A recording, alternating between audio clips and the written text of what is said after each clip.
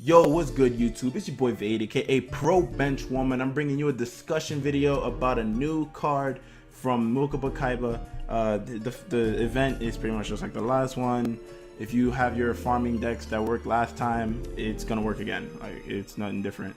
So, but the new thing is that there's a new card for us to play around with, and I'm talking about it today. It's Frost and Flame Dragon, and it's kind of like Desert Twister.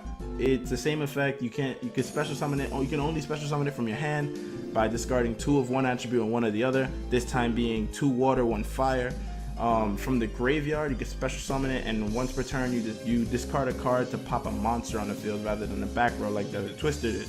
So with those tweaks, with that change in destroying a monster and not destroying a back row, it makes it a slightly weaker, in my opinion, than Desert Twister, but still pretty fun because it's a special summon card, which means you could build a Last Gamble deck on it.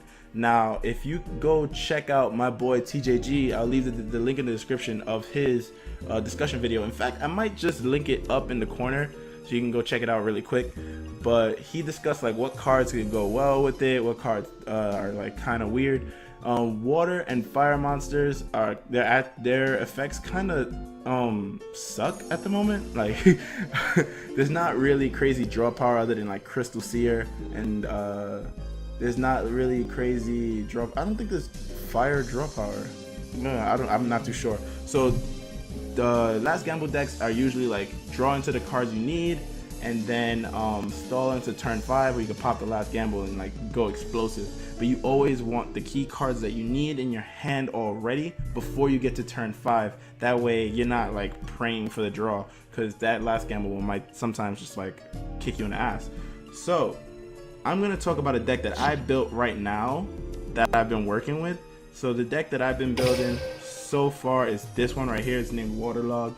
But cards that go really well with it in the meta right now is Gale Lizard and Jaws of Dark Demise, because the meta is so special summon swarming, SSS, skin so smooth, special summon and swarming onto the field, and that's a big issue for decks like Last Gamble who are really slow.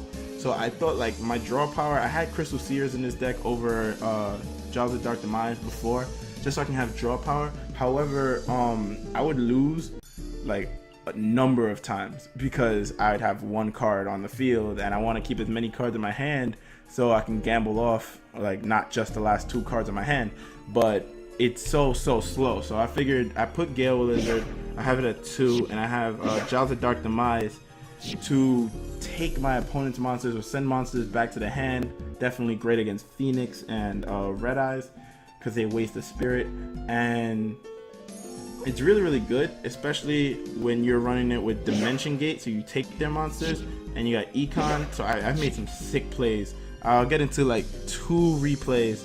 I believe I have 2 replays of me testing this out on casual duels, and they were really fun matches. So I'll leave that at the end of the video just to give you a taste of what the deck is. So the other card I thought was really good is Screech, because it automatically sends 2 water monsters along with Screech to the graveyard when it's destroyed by battle, which means that you already fit the water monster requirement for Frost and Flare Dragon. And the last card I thought was really good. I did rock out with the Sergeant Electro originally, but I feel like Sergeant Electro pinning down back row, and then your opponent is either forced to pop his back row right then and there, or you're forced to like keep Sergeant Electro alive so that you can keep pinning down the opponent's back row. And I didn't think that was really worth it. And if you're using Sergeant Electro for a game along with Frost and Fire Dragon, you're gonna leave your opponent with 100 life points left, which you don't want to do in Last Gamble. So I have Fire King Avatar Yaksha, because if you set this face down, you get to destroy a card in your hand. And if you have this faced up, people usually think that they're going against Phoenix, and they usually don't set too crazy a back row. And also this in combination with this in attack is usually lethal. So the other cards I have, of course, is Storm, Dimension Gate to take my opponent's monsters, and Econ to prevent to stall till turn 5. So if I get another Frost and Flare Dragon, I might take out a Screech or take out a Jaws and put in a Kotetsu and take out one of the Econs for his Big Bang Shot.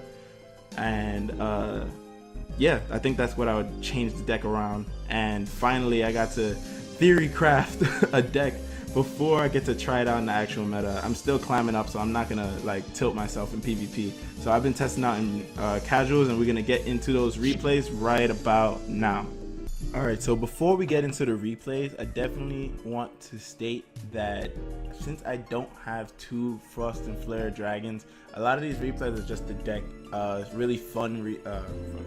3, 2, 1. Now before we get into the replay, I'm gonna let you guys know that since I don't have 2 Frost and Flare dragons, these don't actually showcase the monster card itself. But it is 2 really fun tilty matches that are really fun with this deck, so at least it showcases something. But I did want to show you guys how the deck would work, and then you summon the the Frost and Flare dragon and then go off. So enjoy, and I'm out. Peace.